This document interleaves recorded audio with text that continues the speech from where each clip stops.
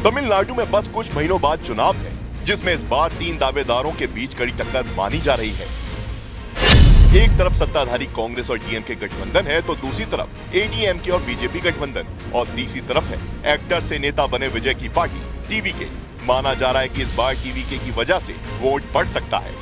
इसलिए मौका देखकर कांग्रेस ने चुनाव से पहले डीएमके पर सीटों को लेकर दबाव बनाना शुरू कर दिया है। राहुल गांधी के करीबी और संगठन महासचिव केसी वेणुगोपाल के सबसे करीबी सांसद मणिकम टैगोर ने सोशल मीडिया पर आईपीडीएस का एक डेटा शेयर करते हुए अपनी पार्टी की मंशा और सीधा संदेश सीएम स्टालिन तक पहुंचा दिया है। तमिल में किए गए इस ट्वीट में मणिकम टैगोर ने लिखा कि कौन किसे वोट देगा, ये आईपीडीएस डेटा हमें बताता है। तमिलनाडु में गठबंधन की पॉलिटिक्स सच्चाई है।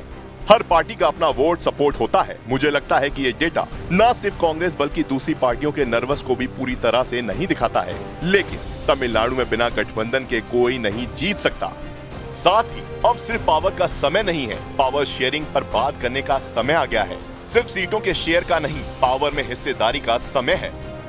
दूसरे शब्दों में कांग्रेस ने डीएमके को ये संदेश दे दिया है कि उसके हाथ मिलाए बिना स्टालिन का फिर से सीएम बनना संभव नहीं है। लेकिन इस बार कांग्रेस सिर्फ सीट शेयरिंग से संतोष नहीं करेगी, उसे पावर शेयरिंग भी चाहिए। सूत्रों के मुताबिक कांग्रेस इस बार डीएमके से 35 सीटों की मांग कर सकती है। तमिलनाडु में भी उस प्रक्रिया के लिए कांग्रेस अध्यक्ष ने कमेटी बनाई है।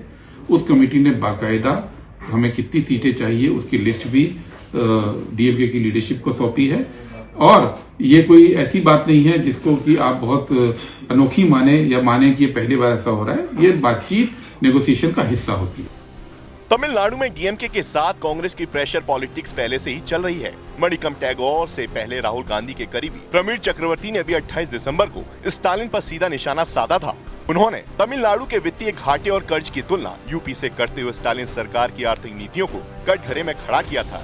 यही नहीं, प्रवीण ने एक्टर विजय से भी मुलाकात की थी ताकि सीट शेयरिंग के वक्त डीएमके के दिमाग में ये बात घूमती रहे कि अगर उसने कांग्रेस को मनचाही सीटें नहीं दी तो तमिलनाडु में गठबंधन की राजनीति का समीकरण बदलने में देर नहीं लगेगी। हालांकि कांग्रेस के इस प्रेशर पॉलिटिक्स से स्टालिन नाराज हो गए, जिन्हें मनाने के लिए खुद पी चिदम्बरम ने स्टालिन से मुलाकात की थी।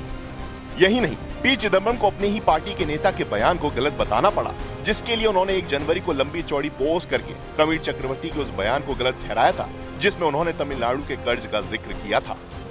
कांग्रेस के कुछ नेताओं का तर्क है कि जब यूपीए केंद्र की सत्ता में थी तब डीएमके को सत्ता में हिस्सेदारी दी गई थी, लेकिन तमिलनाडु में डीएमके ने कांग्रेस के साथ सत्ता की पावर शेयरिंग नहीं की। इसलिए इस बार चुनाव से पहले ही कांग्रेस अपनी शर्तों पर डीएमके के साथ गठबंधन का मन बना चुकी है।